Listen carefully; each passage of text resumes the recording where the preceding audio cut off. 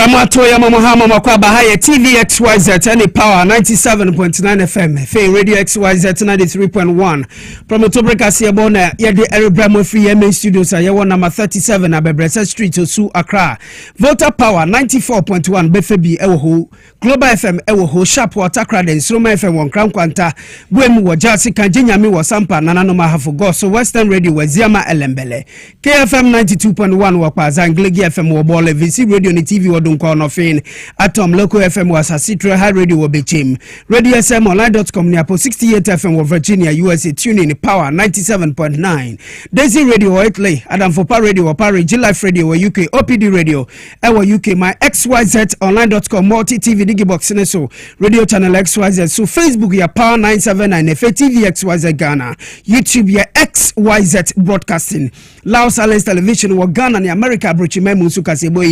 enam honom Wimpan Sampa Widi FM ewo Pusiga Shaman Potem ye Nyansa Po FM so Gateway Radio Wankwanta South 101.5 ewo Dambai Otim Potem ho susubiom Kasiebo enam ho enefe bibiani ye wo eye Sunset Radio so ena Trinity FM ewo Bogo so information centers no so wodo so ye pa Kasiebo yi omo nyina ongafe bi ena wiabre etifiza no bi eni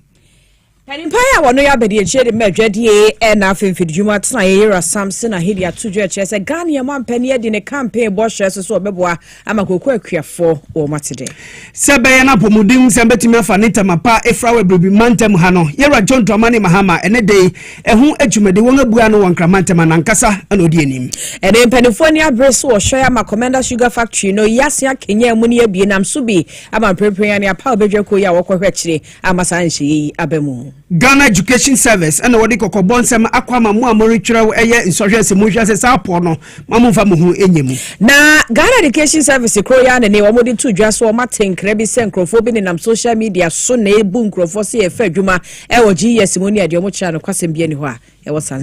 China food in some atu man Ghana yengenim say yanhwese America food gina ya won esi se womo edi tariff zero tariff policy bi abano yamomodin se besom twetwe na no hu ntimi mrafa so ifa mayen aresima mansem weni afoforo pina ka ho awie ye de somo se awie premtobre Kasiebo nyumeko bi di achi awie ni ye de Kasiebo ye de somo ne emfa sedama solar natural clinic wo ya sabia wo bo ase de be ya pomde hunsem ebetumi akoye wo kidney olive hawadwe afafa solar kefo so ye mbeboa wo a wo pa wo so dan wo mu a na nyina na wo behwa boa ama wapomde ho nsem akoyie kokomlemle obehava senior high school no ya friend wo 0553932631 0553932631 no from 24 ebejo so extra mineral water use kroje kama we dwama so top no ye hie dwumade bia be hie nsuo pe bia wo fia som hoho a eya je extra mineral water ne bia dia famfidie mo so eya kroje wo no eboa papa Melcom shops ahodo Ghana hade okwa benya bia dodom yabra 37 Abebese Street office ha depo bako ha na betu bi echo 0596273546 na 0596273547 no friend number si mu bia mpenifo ebebo lifted capsules medimosis for and akofa said radio abedwama so tatahwe papa ebo yi fini ade nyina firi ni paduamo ni padua nya ho de digestion so ebo ma enuane a wudi ko ni paduamu nyina ne papa mu kama ndi ne dwuma said yese efata pharmacy chemical ne herbal shops ahodo mu kwa ubenya lifted capsules ni bi ho no ato ya frɛ 0244068447 0244068447 no fra na empenifo abo nyumeko ya foforo bi ebatachire bi wo nyina ebo said ye be ya ye be so mawie akenkanfo medende akra Kofi Dako mene ama poma checheku efensem no emuchirem ankasa enen Ghana Cocoa Board fo won abo amane e na worichirem se afiwei 2025-2026 cocoa season no enya de se wobekọ na syndicated loan biara wobekọ akoje ewo ho no esanse niema enheda nkosuye emfa ema kwankyerefo panyin edi ma Cocoa Board na so panyin okasa edi ma won ne din edi ora Jerome eye kwakusam e no din semi atugwa e no richirem se board no won wɔn ayɛ wɔn adwene sɛ 2024 2025 and 26 cocoa season no ɛnya de sɛ wɔbɛkɔ akɔka sɛ wɔbɛkɔ akɔgye busia bi ɛde aba sɛ yɛde ɛreba bɛtɔ cocoa ɛwɔ yɛn man mu ne nsɛm a ɔde ato nsɛntwerɛfo anim no Jerome etua ne nsɛm so kyerɛm sɛ wɔn ɛpɛ sɛ wɔn anamotu ɛne nneɛma a wɔpɛ sɛ wɔyɛ nyinaa no ɛka twitwiri di anka fi biara cocoa board ɛtai bɔ no ɛna wɔpɛ sɛ nneɛma etumi kɔ fam sɛ ne ɛbɛyɛ na akuafo no mum wɔbɛnya ho fa so ɛwɔ yɛn man emu ne nyinaa mu no Jerome ekyerɛ mu sɛ anamuntu a wɔre tu nsiso no ɛbɛbu eye papaapa makoko hu sɛm ɛbɛtumi afa ne tamapa efra ne nyina ne nsɛm ɔde atogwa nyina ɛnam sɛ ɔman Ghana young photo sanfo Dr. Kasiebo Atufosen ɛna no a wɔn bu ama n'ekyim sɛ kokobo asabe wɔre gye anasɛ wɔn person prepe wotua ɛde ma akuafo wɔ yɛman mu no wɔde ntum abɛka ho ɛde ama wɔn a ɛbɛboa ama koko akuafo nso wɔn ani ɛbɛgye ɛwɔ yɛman emu yɛda so ayɛ yɛwɔ koko ɛne ho ɛnsɛnsɛm emu na nra Brahma ne boba SSC ade okọ ewiase adwama so a koko ton no ya pagya ne bomu de Africa ne America dollar no empemiensa echi po baako $3,100 ede akwakopi mu ewo $5,000 $40 na is eni gya ba fie pa ya na enya sem ketu obi mu kire wo mse aban ne hyebo so be pagya mu de akosoro bebrede ama akuafo de na enso mo gidi se yenkakra ba bia wa hyase a wodi fra wodi ko no kyese ade ebewie mu die pa na no pay akwanya bai maso for be che ya wona hwe Ghana adwadie e na afa so kra no e ba mfiri dwuma ene ehon nsensem so na nidi a che Samson ahe wona PSO kratena so omotwetwe nkobo e de fa na so ye hona niema hodo bi a aban ne di gu akwa so abo se de be mfiri dwuma trade na afa de ka ho no betumi akonkan wo my Ghana manu no wo che se e wo se bo nsem hia e de ma Ghana ma mpani ye Rajon Dramani Mahame san so hye Ghana kuafo bo e se ne ya wo be wo ba beboa no apagya kokoo obo mu de kosro eno ho eye no kwasem ne bi e na enu aso afo hwe isi kasem so de tu dwa che sempa imprempra ye kasa de kokoo akuafo sika no se de kane ne gina ene wono apagya mu e de ekosro ye Samson ahim enkita odie mu no wo che se wei e de na de pefe se Ghana ma mpani de obi odwene Ghana fo ho enye ono nkwa ne ho odwene Ghana fo edwene Ghana akuafo ho nti no oguso a wotu saa na moyi no ogidie ma pase enso hayi ebekoso a na toa so se de be ya kokoo akuafo asesem yedie ho nsem ebekonka ye Samson ahi enti President Mahama bo o share 70% no what is so I agree with omo confused no because Kasiebo must state Agabecton 6,000 because we said it in the context 6,000 because that time no exchange rate no obe okuta $1 we 16 cedis and is akwaje $1 for bochileba ya ma 16 cedis and then the same $1 akwaje for bochileba ya ma 10 cedis 25 pesos still no the team kura atum ama kokoo agrafo and then ofa the figure we ya na sanka wo divide ama kokoo agrafo na kenle kokoo bag 1,986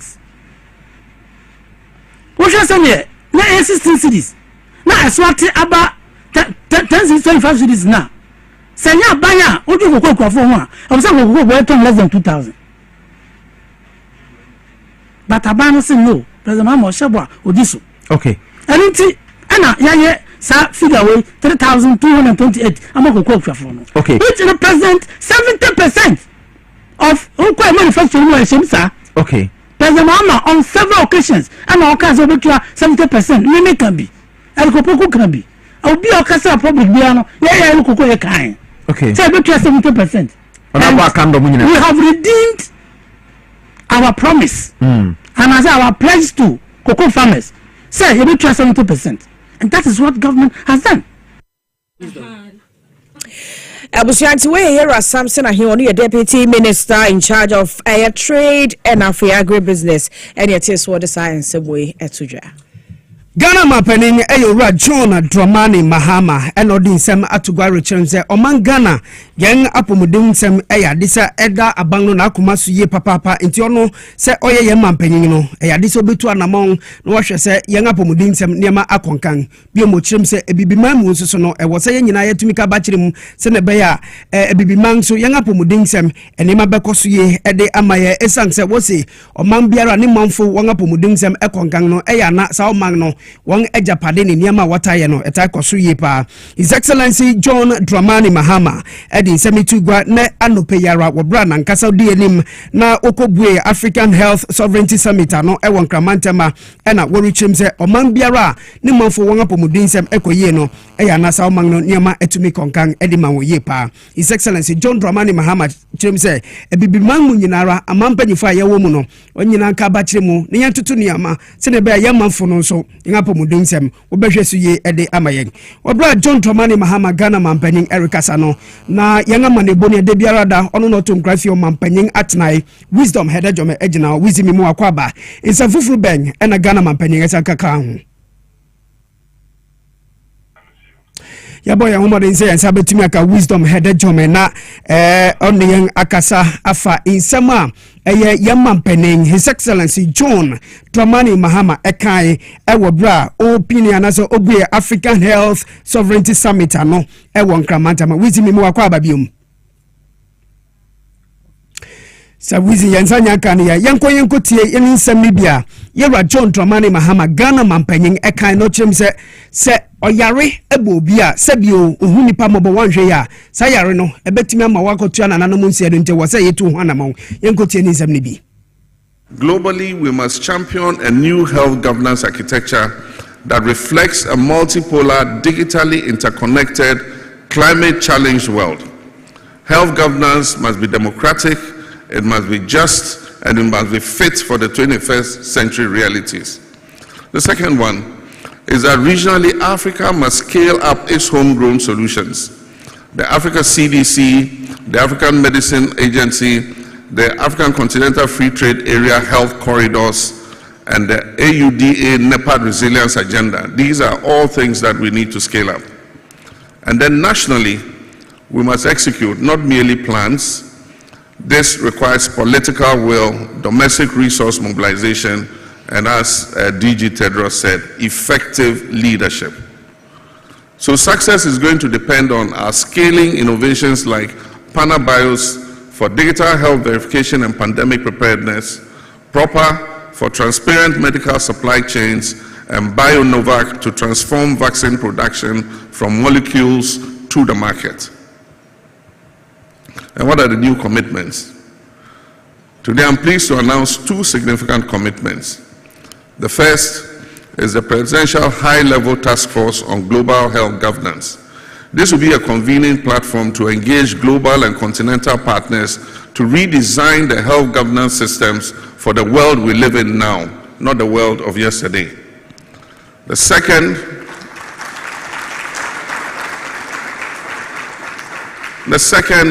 will be the launch of the Sustain Initiative,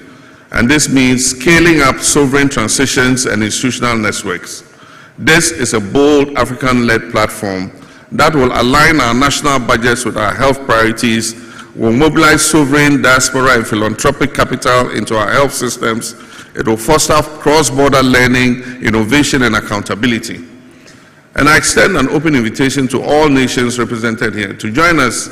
in building an African health investment ecosystem that is driven by purpose and is powered by equity and anchored in our sovereignty.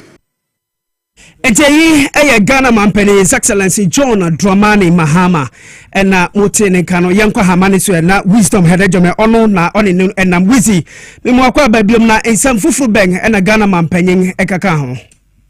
Akra answer na meka Ghana mampenyin wasem no meka say the former president of Nigeria, His Excellency Olusegun Obasanjo enso ebajimede ACD ya ono so na no bisema odiki dan ekawhwe their health and I say apomodie hosem ababedu ewo edibi nemu na no say ade baako ya enne ebehu be ya pass autopsy and I say all crack to hono eni ne efe no say so benina Ghana and I say the women no efe the traditional medicine no for the women that give you and which say about health insurance say the women na it me health insurance na ade baako a edi akotene pa ono dwen say ebetumi apoa yi pa no and say omri sika food be besi ho ye be friend a health fund and then obeko the ebibi memu no na ye on ye friend no say peace fund ye ba maintain ho ase ne wati me ya airport obibi na the peace fund no eboa say bitimi asumdwe aba ebibi na o say ehu be hia pass ni menu ya no so no ebibi man pay for ni na beka wo ti abom na wasete o disketi ato ade tufutu mu ye be friend health fund ye ne bitimi aboa ama akomote ho serisipa ebetimi ejina prani e obibi memu we chira second John Dramani Mahama ni sem krem no san so sem say ebeba say obi yare no yare bia ni wa eni say o ye doctor nti yare achewa na odi die ni nti ma ho ato ne santi no ehu be hia sa mama nyina beka won toboa ni wo adin abomu na eba akomude ho sem dia otumi asomuye na amabidi memu abidi mu ekemamufo nyina no won so wetimi ababe gyina dia ya wa pomude ho sem no ebetumi ehia amama nyina. Where floods erase borders and disease do not need passports, we must remember one truth, that in the face of suffering, we are all human. In the face of suffering, titles disappear. There are no doctors, there are no watchmen. What remains is our human dignity. What remains is our solidarity and our shared resolve to protect life. Health is not a luxury. It is the foundation of our freedom. It is the currency of our dignity, and it is our greatest public good. And so let the world hear this from Accra. Africa's pain is not a deficit, it is a death of perspective. Africa's healing is not a plea, it is a rallying cry for sovereignty. Our sovereignty is not isolation, it is co-creation. And so together, what should we do? Let us reset the moral compass of global health. Let us build systems that generate wealth, uphold dignity, and expand purpose. And let us not only reimagine our future, let us own it. And let us make our systems more resilient and self-reliant. So ani nyina ewa pomden emo ensemu na World Health Organization wo ye wiase nyina ba tan kese ya wo sha pomden ene ho nsensem eso ne wo ma brega na nro se de be ya M-pox wa twinitire e wo maiga na mia hodo ye na no be de adwase nipa ba konam so ahwe ne nkwa nipa dodo no anso wo matesa ha no bie no ye betumi ahwe ne atwa so e be kai ya wa bra M-pox twinitire wo maiga na mu no e kam ya kwese e gye ne ho sekire me na pa wo Ghana nsase so enam so ma dodo no na mprempren ya de wo mo akwati bia ma mpani fogusu e boy nkaye se twase me ani da ho na ye hwe bambo esefata se de be asa ha no encheche ne nkwa be mu na ne ho akohia se e wo se mpanifo bre mpane no ne ade betumi e de aso sa ha no ano ntie nei eye WHO tu sa na monya wo mo e de sa eye enrowe ababedan o my Ghana na e wo dwumadie no ase no panimpa ya wo no ene ye World Health Organization wo regional director e wo ebibre mu ene ne mpotamu ye Yakubu Muhammad Janabi wo kasa de tudwa che se ho akohia essence wo mo hwese de ade no e ho frama no si bo Ghana nsase so no a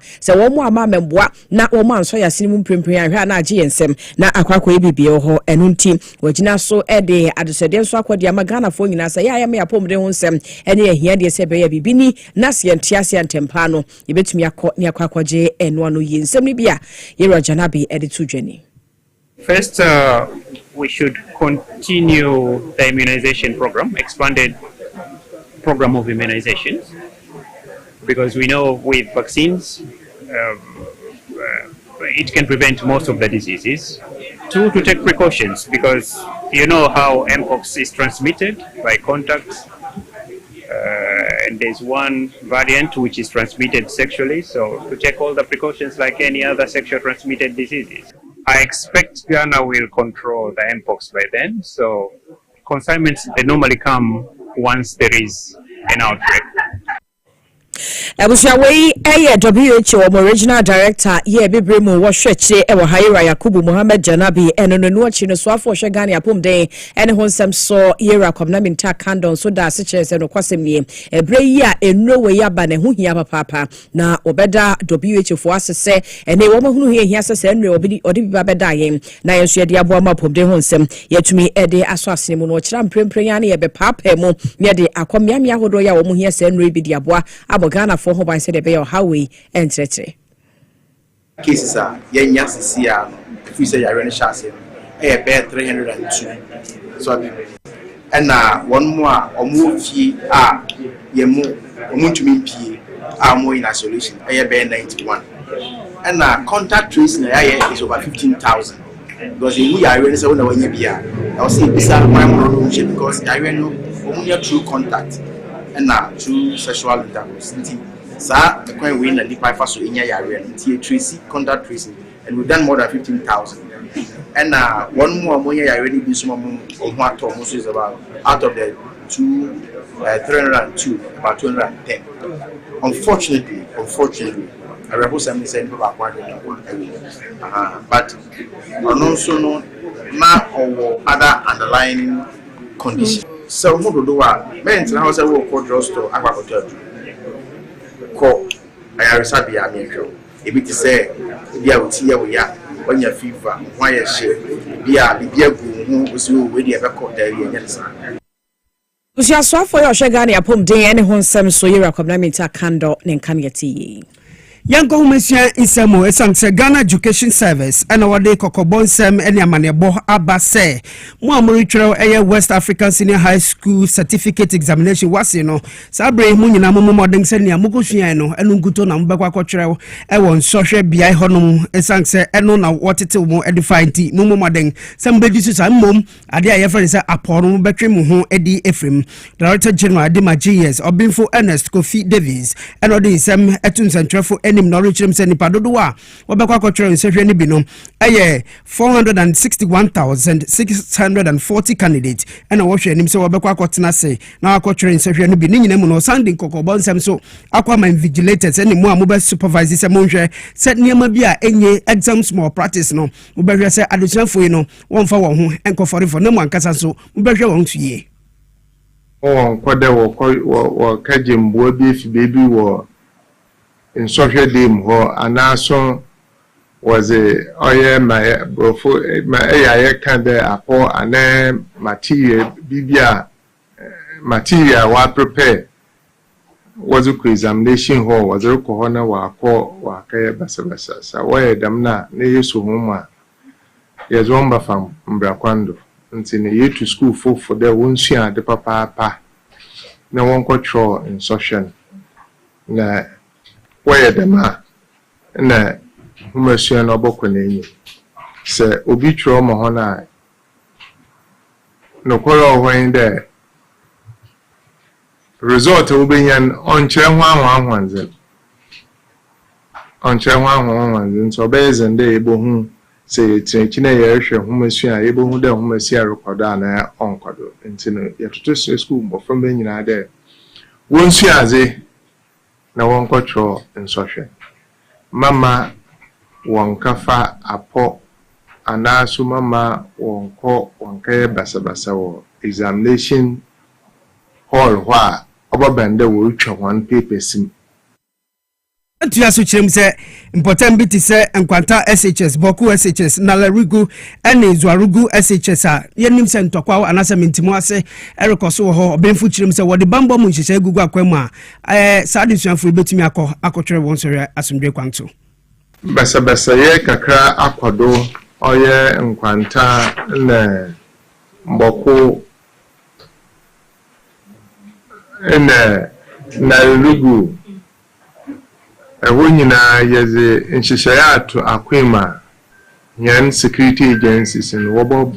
school funo na watcho in social boni bia nkoto ntino ye pede ankwanku nyina wode ho ankoma to won yem wonya akoma to yem yeze nhyehye egu akwema school mo fama wobo social no wo asumdwe akwando Obinfo Ernest Kofi Davies, Director General de Ghana Education Service. Na yejina Ghana Education Service one why ne wo mo bo mane de ache se kamia kwa se nipa bi no mo ya de asokwa da ne Ghana fo bi mo achenchena ne nyina se ene wo mo ne nam social media so ne ade no mo kire nkrofo se o GS4 fa nkrofo adwuma entu betua kapro betua sempo a wo betumi enya nkrata ne bi neja utie ye adwuma ne afa bi nti akoba se ene nipa dodo no a no besie wo mo nim se saade ye dada ya sebo kwan to ma kotam nanim se konwa ese wo ma so ya hye yere nam so be ni wo mde kokobo yede ma Ghana fo nyina se so bi be dada social media so ese GS fo wo mo e fa nkrofo adwuma wo mo di recruitment ho advert bi ba beto baby no ani boso a yes ade ni mogu no kwasem bi ani ho ekoso mprempren ya ade wo mo atena ye ho no ye GS no wo mo fa obi adwuma se de ni nam social media so no krata ya mpanifo di pie adwa no adan e na wo mo bo mo amane ye de a kyese ene wo ma tese sankra na ekoso miamia ho do bebre no ama nipa bebre no ana sese wo be se nkrofo afa sa se bo kwan so a wo mo dwiri wo mo ho sika puduo ne de keka ho esenti na amene wo mo twa adwene de asiso se sempo wo mo ahyase se wo mo ye recruitment na bibi etesa wo mo de ho amane bo ebekọ miamia ho do wo so mo de ko ne aboho de wo amagana fo nyina temprempren ya de wo mo nyansi gina ye bi etesa na wo mo nyamfa nkrofo adwuma eno nti no mo kama Ghana fo atem se de be ye bede ho so na sa na da no a ene ekoso social media so ne de keka ho no ne nyina eto atwa GS mpeni fo koso aba amane se wo ma so ye ho no sempo ye kase ye fa nkrofo adwuma na se ye form sumpo ne ye ton wa na so kra no portal bi ne ye bi esu obi enko apply adwuma nya de a wo mo gi wo ya ne kapre na se sempo a enti se ne wo bi e de asokwa beda no wa chenchina e de 7 so da no kotokora moni enna ho hunu se no kwasem bi ne ho a ewo monam so bi mo sere Ghana fo nyina se koba so obi ehunu bibi sa na ye de bibi etse de obi panya wada makopo station ko report ma posifo ananso kwa betumi abaji yesefo ahwe ho na oba yesa complain no mo de eche ye mu hwehwe mu se de be ye nipa bofo a wo mo ta kira wo mo tu sa na mo no safo no ngi betumi apɛ wo mo na yato wo mo so mre ne atwa mo gina mre mo na mra ne wo mo edie. Yes, streaming live for Facebook or TV XYZ Ghana and if Power 979 yentua Kasiebo no so call in some foforo emo. Oman China wong abanga na musini a wo maimu ni ding edi tong defa eding no sama moni ya mu fanchame na odinsem atugwa erichem se yenhwe se anamon a sabre erikoso wo wiasa fa na nyina titiru eba na gwadi mu nsem mu no yebetimi etu anamon pa ebetumi abueye papa na nkofa ohawbi ifa mre egwadi a yeridi ewo wiase afa na nyina emu opani ni nsem a ode atugwa ewo bre a Oman Ghana eni China fo dawrubo nyuma no emu entetewe a yeka bachiri my baso ewon nkramante man opening echire mu se ehu banye ye papa se tariffs emu hwehya abaye no asabe America fo no wodi enuma wa hwehwe se wode sumbi beto bibi manso no ye momodin se betimi tu ho anamon mmom netumi aboa ma nkitahudi ne gwadi mu nsem ebetumi akonkan ye papa ewo Ghana ene China fo intem ochem se sa kwenya yi a abeda ho no Oman Ghana yensom esa se China fo 10 tariff policy no ye no ene bebua ebibi magniama ye de befu ebibi maimu akopiem ewo won magnemo akoton no yemfa sa akwanya no so na niema entimi nkoso ye ifa imayen ochem se sa initiative no ye Ghana niema ye de befu ha akopiem ewo China no ye ne mu Erica say no ye duty free a ambassador ye chem se hu behie se Oman Ghana ye betumi asom netumi abua mabua nyuma ne fenkita hudi mapa eda Oman Ghana ene China funtem ewo egwadi mu nsem no enema betumi akonkan ye ede amayen. With tendency of global, economically protectionism, and like some countries imposing tariffs for all other countries. I know like the United States is adding like 15% of tariffs to Ghana. China believes that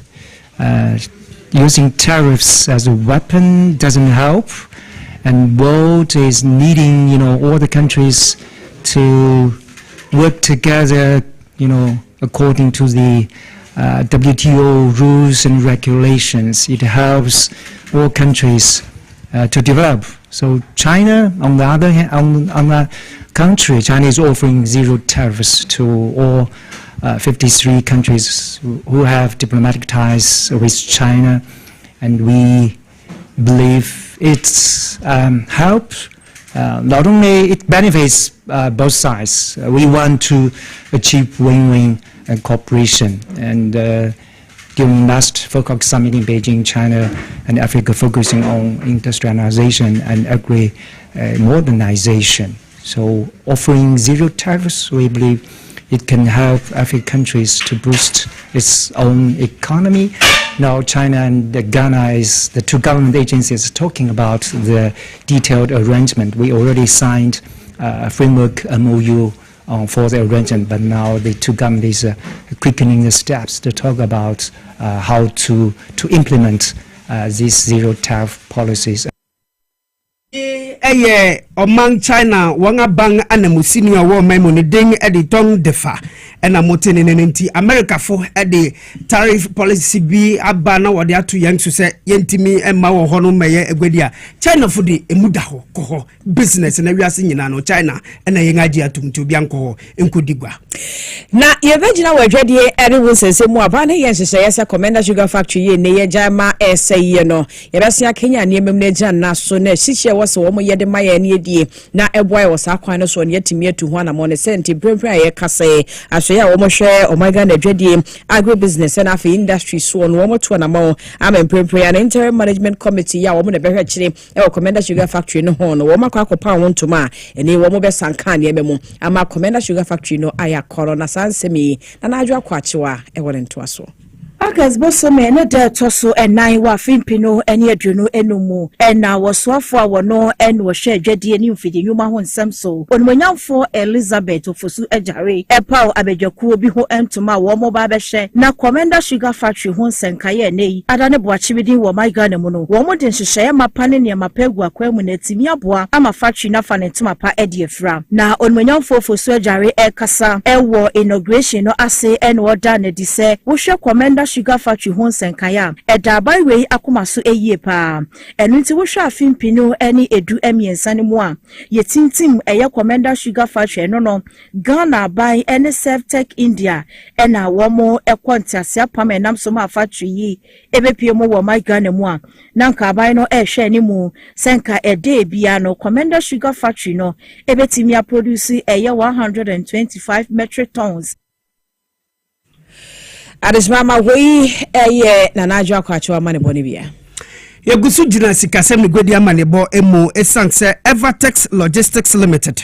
wong eye mining and a festive Doring company yedi contract ama wong se wong ene wonye auditing ewo revenue assurance contract ba so wong ene kutuka wiemhyen agina bia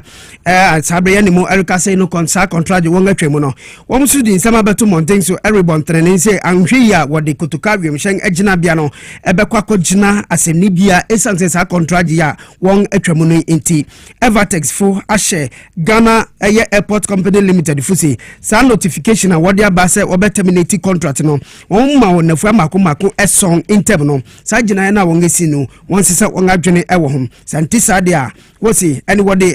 company no Ghana Airport Company ebekwa ko gina asenibia enkratase a lawyer fo edima Evertex Company a won din K Achi and Company for Eddie Abaron HM say won ehu say won investing by $64.6 million awo sa contract ya wode ama won nimu say won and won majije sa to infama isu say ne Ghana Airport Company besi sa gina ni dia won enya adwene Evertex fu HM say GACL fu emomodeng say sa notification na wode abano ne fu anson tem no obesi sa won adwene ewo so ntisa dia ene won susu no wode won ebekwa ko gina eyasem nibia Faster than my gentle step, Madake, one more eboy be said, a man, no woman who sees a woman good dear, woman this shame will be beer, Ebeko, Yopian Quadan will be beer, dear. A gentle step, Madake, who drew our measure, kama, Amaniamako, yes, painters, one more Eben Pugas furniture, no one apsa bankino, edition, one or form Tifre 0244238477 0244238477 or fra. Now, when you were thinking, you go swear, Kai will say a trust I would do a jet on the eneba, not your bone with the row, XYZ broadcast. Hadema was so him say na uton woni ma no a ye beto dia ma wonti afabra na ye ntoma 0533825870 0533825870 ne penifo a e wo marketing ho nkasa na wo mo emo mensa ka promo ne guso de den ti bomode ase wodo hu be shem bia hye 15000 kama de atochi ye de be mo afa phone na ebo star 274 hash star 274 hash the prompt na chi eno ano no odem hye eno a eno no sanso ena mega cash lucky box box mako nsia na o select mu ba ko asika pudro ni apapa mu e de gu box nsia ni nyina mu ntu tie de wakoma ba cho se tume no utu eno a ebia ne hoda pudro ni go tie yi a obetumi ye de 500,000 Ghana cedis na eno so aboa obomodi afa phone ebo star 426 star 55 star 426 star 55 eno ano na ukọ wanim na ye mo wo sa kwan no so ye nyina we suntwe ho taw ye ba edwode ni sika sema ne bo ebeto aso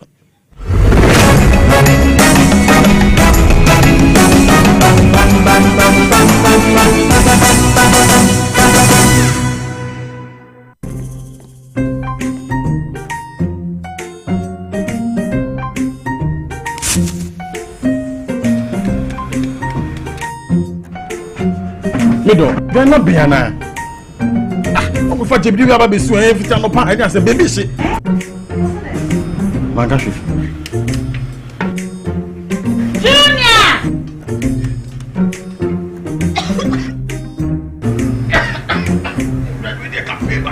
I'm saying so enough for maybe the no. Sister Coast Pa. It's a winning gas. I'm using the why. My why?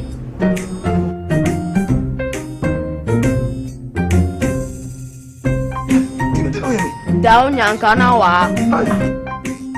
Ah, Sister Coast. Use gas. Gas ye fast, ye easy, ye convenient. And let me see your hand. Na ede na ya obeya oda former son ye funu emununi. Oh, Mr. Entry, also ya reya titi mi ben fie pi nanso ne yemu nyono da. Se me chiro no ahodo amato a me hunu hwea. Ebe ya nwanwa. Menyi ni se what ulcer tamfo Haxa capsules any Haxa mixture ya no mbom kotia ulcer no bia ma no anom. Anka no hoto no dadaada. Ulcer dro de eno any Haxa capsules any Haxa mixture. Ankom ni nchiremu. Ulcer ye kura eto ye funu ene ensunu mu. Etuma wo ye funu ekeka wa. Wo je wo ho a enyi. Ulcer etumi ema wo ye cheko ebra wadidi awie. So how eye ulcer de a compare Haxa capsules any Haxa mixture. Nanu bom na ho abeto. Predudu etua ko okanshi drug lane Kumasi Dani Herbal Takrade AA Mensa Anafre 02038228555 Approve about tanya wama won mo friend for any mo fra woni mfie dum ye no enka ho Haxa capsules any ne mixture ulcer tamfo edie age edwadie nkrato yi atom.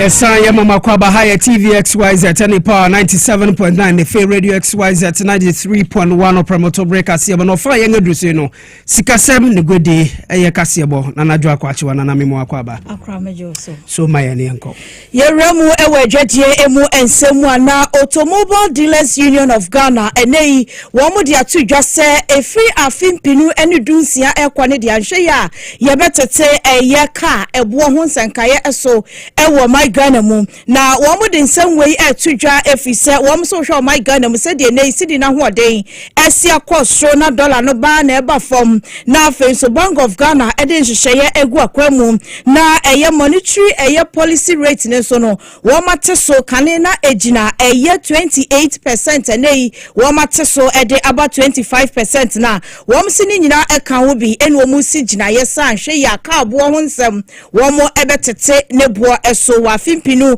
eni edu ensiemu na sansem wei mu ena SYZ kase yebo edipini eye Mr. Bernard eye ntrakwa wono eye chairman edema Vehicle and Asset Dealers Union of Ghana wochechire mu se ginasi a empanimfo asie no ewone kwan so a enono no mo hwe ni mu se ebano eye ukoport ekoyi niema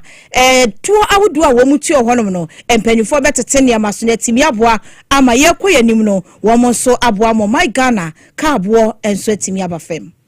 enema no a ye cars na ye de ban e fa do do na ebo ana se tumi etete ebo so is sense nyame ya adom aban obai ye hu se dollar no etumi abafo a ama edwadie a start peke nkakra nti me de me hu se ebo no etumi ehwe ne ye tete so nkakra esan sɛ wohwɛ a ɛboɔ no a na ɛwɔ hɔ dada no deɛ na ma ɛboɔ no ɛtumi kɔ soro ntɛmtɛmtɛmtɛm a 2022 anaa 2021 no mu na nka Toyota Corolla na nka watɔ akɔ soro koraa no yɛbɛyɛ mefa sɛ 35 to 40,000 but ɛbɛduru baabi no na ɛnenam 200 ne n'asefoɔ a na kyerɛ sɛ ne nyinaa gyina dollar no a na ɛkɔ soro no nti na ɛma saa nneɛma no baeɛ aban nso baeɛ watumi ahwɛ sɛ dollar no ɛgu so a ɛba fam nti ɛba fam a ɛsɛ sɛ yɛn nso a yɛtɔn nneɛma no so yɛhwɛ na ɛboɔ no ba fam. Now, Chesenia Ekotie, a chairman, our no, and our vehicle and asset dealers, a Union of Ghana, ano, a Mr. Bernard and Trakwa, and what they in Chemuse at Tuja Sage, Penny Fosi, said 2026, carbo. Ebeba form no woman no ya adwi say ne wo hwa dollar no bibia ebo aba form na enche ye bia na ban eden hwehwe ye gu akwamu say ye nuananom akuafo a wo mo edokoko wo bema won sika wo mo etokoko bo no etimi akosoro na kane koko ne eto no eye 3000 eye 3100 aha enenei wo mo ekiremu a yatomu ede kwa 3200 and eye 28 a chese empesoa esanso egusu na akuafo a wo mo ewo Western North ekiremu a enka wasa aban no epejamu kakra edem efise wo mo no na nka wo mo hwehwe be 5000 ekọ na so abani se ya still na empanifo nya bibi emfanfa ho ema wo mo se ne ehwe sanke boko be 5000 bo hombo anya hwe kro wan kasa kra na obo ma ekro mo kra kan bi eto o kuko no se mo dwuma ye nti etim e be 70 ana by 65 kra nka amidi akra be na ebo de amwa ye kra afidi kra ko han kra na bo de kra fu ni petru ni afidi ni bi be be so abefa so we ni entumo no fu isa aduma na bi bibia ye bopa ye fa ba di na nyamia do so ba be bo kra fo na fi fo ba ne da be se bo da na te we wa mo ye na chese we eyekoko akuafo a wo mo ewo Western North Mantam no emu no mu kire se eboye abandia baidie enya de bebo m se koko no ne ye no bre ewo mu bebre nti ha ena me de adwadie emu nsem no ebesi na Accra Kofi ene Lady Poms e de kase no nka ye no atoaso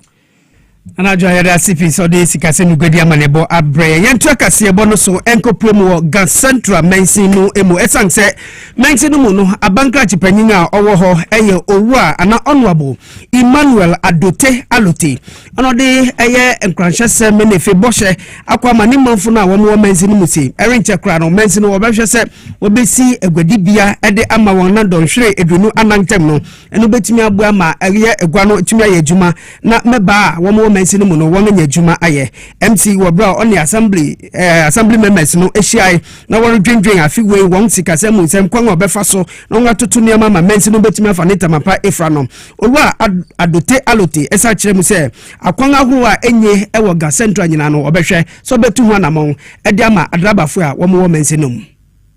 in our parts at Gas Central no adwin say ye were two areas ebe see marketer ebe bua the local economies into number one Chanta market is already existing but it's not in good shape into if see modernize Gas Chanta marketing into a modern 24-hour economy market na select Chanta because enono ewo the tail end of the municipality. From there you are moving to Ganof and there are about 3 or 4 municipalities almost share border with us at Chanta and I feel so there is nice life. And you may areas like the Achimota T Junction, your iceberg in the Virgin City, near my cost warranty, citing a modern 24-hour economic market will give us a mileage by ensuring say near Manaya in money they will have good market to sell. That is what we are doing. And I feel so Oba Ablikuma, which is also at the northern part of the municipality, and also Ewo nightlife that is around Ablikuma Cave. Near the St. Justin Anglican School. Also, we are setting up the 24-hour economy market, Gas Central. It's all to make sure, say, your local economy will be boosted. We ensure that young man or mutual will have a befitting market to make to and your profit, and your mobile school fees, and jobs will also be created in that environment. And these are the things I consider.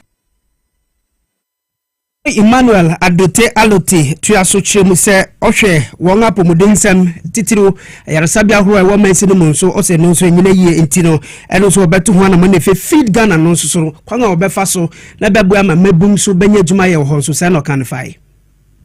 Omo Olebu electoral area, Ablekuma Farmwork electoral area, Agape electoral area, any omo so mo Ga West ni Wejagba we ho nyina no will use that particular hospital. In addition, there were 2 health centers is a rented facility, and also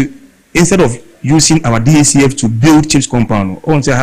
a modern town, and we want to rather purchase the 2 health centers,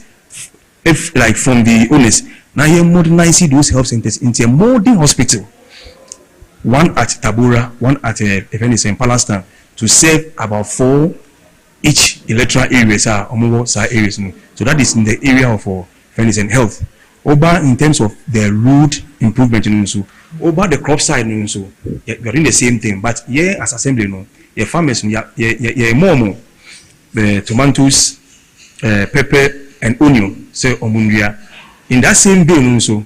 you are selected 3 major schools are more in Sasia. It will help us to be able to plan these things for the schools. That is Odogono Senior High School. Mama 8 acres are starting on so and a Vicolis Ewa Blekuma. Among some was space about 4 acres are starting. Then the SME, that's the seminary I was so too. Almost the same, a vast parcel of land and you see yes animal. The proceeds are for the school. Near whatever fruit that comes out of it for the school and the community. And also that project so major transformative agenda and activities Central. Honorable Emmanuel Adote Alote Mensi Kropong Abankra Chipenyen Ewoga Central. Yanko National Identification Authority NIA for more share and any maba mania say woman shaya can and one yes over to me acquire for internet in so now I applied when ya Ghana card and any woman treatimo at the command Tamahodo and 9 Montine Mantemo Santamantemo or my Ghana Tiffin Mantemo and Afi from Mantemoa in a woman being with the Cosa was a South for so able to me Enya Quenya now my sanction where your online application ni booking system wo de ebe konwa kwakunya Ghana card ni bi ensemi na bede general ensentrofo nkita odie ya pani a wo hwe nkita odie ensem so edema wo Williams Ampoma Dallas wo de tu dwana ne nsemi bi okan ni nyame adomo ana wotwe be mienu akire no ye de yen registration center na ye de call abefo ekwan so no ye de call emantem enan emu a northern region, Volta region, from Mantemu, eastern region, Apuye Mantem Emu, and Ashanti region. Yanshishay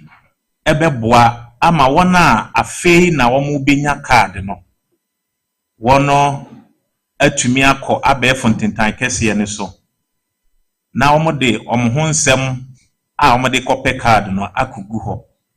Na afi omo ayi eda ebeboa wom na omo akosa ye sentesi akọ na ye officers no de omo fa process nim e de wono card no amawo de ohonsem ne kugu abefo ntentan kese ne so a min surachiri se obi betumi afa ohonsem no de akodi bone ye de nhihye agu form Data Protection Act 2012 Act 843 no ye de ayadwuma nti ohonsem bia wo de begu abefo ntentan kese ne so ye bo ho ban nipa bonfo ntumi enya akwanya emfa information no. Abusia Dallas wie wa manaso awoto asedu tuja kire se na nipa bebre na ho no mu a wo mo koso mo kwakwaye wo mo card ya mpempi no aya nipa bi no mo fasebu akwan bi so na bia yaje wo mo nka pre bi nsempo bi ne de keka ho na yaye wo mo card ya ma wo na ho nsensem bebre no aba na o kira sa efane mo nso no wo botimi atwe nipa ba ko nsama nko de na gina mre mu a mpempi aye kasa de wo ya na court na twa boss me mako wotwe e de ama no so fa nkotwiri mu na se bi ofiri mu fi asa abon fosem no nya de a obeyi bi mo kira cases ne so makoma ko dum yensa wo ho ye no so omugu so a obohwe mu a enche eno so be pia kopie mu koto na koto agina so na wabokwadu ewo mu na eno so sede William Dallas ode to dwene anentie se amanhodo osofuo binom abaye man yi mu a omo fa kwati kwan so ekoye in various registration centers no eko register for Ghana card no ye nam sa kwanya yi so bokoko se Ghana fo edisa nkrofo yanim na won do on koye registration centers could be atro chire registration officials ne se omunimu omo wo fa ase omunuanom omo wo fa nom no mudi adansi krumu no enai enche ye bitu sa nkrofo no esosa menemo kasai enipa bonfo afa akwan bone so ebeje Ghana manfo card no bi no yensa aso emu edu enan ensa na emu ba ko de menemo kasai o wafiase a oye jumaden na me adom na osom wi a ye besan de nakọ di krom a ye ma na kwanya emani mura o my Ghana mu ha ebium emu edumiensa aprosifo guso ye o masem ni mu nhwehwemu menemo kasai echina ebnada Madina Circuit Court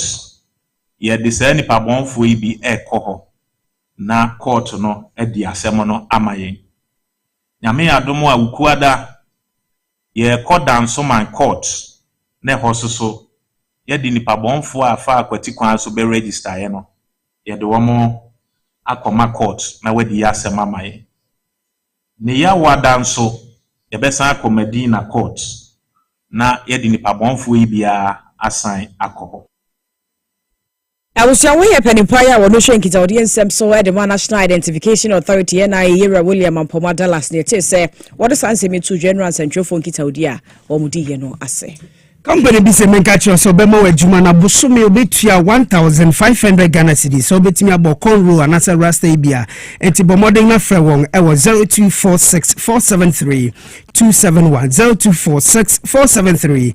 271 no ma we adwuma ne bi enye o manga de hye ha na edi Kasiebo ne nyina besi ede amamo nansa na ye bekokra no ma me nyina so mfa happy birthday Kasipa enkoma MP mrahwe begwani oginem edi ma de hye amo lejokuku abato mpesua so Benjamin nate ayiku honorable eyi efriman kasa minchen me say happy birthday to you amapoma se minka cho so ma happy birthday general manager Mugabe ma se so ma happy birthday ye nyina honorable yeso nyankropo tunkwa na oma wapo ding oma nkwa ting oma usika nyame nhyira we yepa honorable Benjamin nate ayikuye ma happy birthday na madam Sabaina Owusu ejei uniwura wose muto vegetables and fruits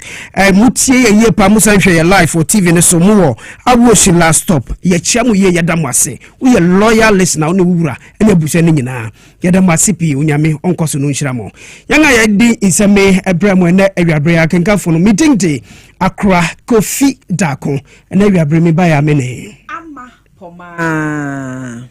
Checheku. Yada masima muniti anywhere.